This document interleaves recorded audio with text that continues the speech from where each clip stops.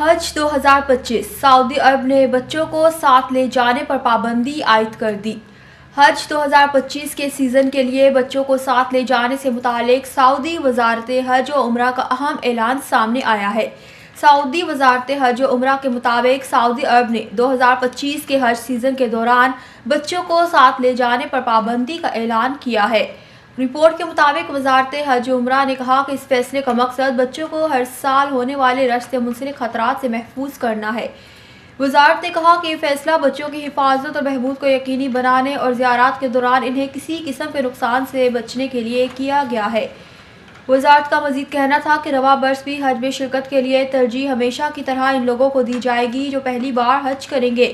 نسکیپ اور official on line portal کے ذریعے سعودی شہریوں اور رہائشیوں کے لیے 2025 حج سیزن کے لیے رجسٹریشن باضابطہ طور پر کھول دی گئی ہے۔ حجاج کو اپنی معلومات کی توثیق کرنے، ساتھیوں کو شامل کرنے اور مستثنی کے لیے کوئی بھی درخواست جمع کروانے کی ضرورت ہے۔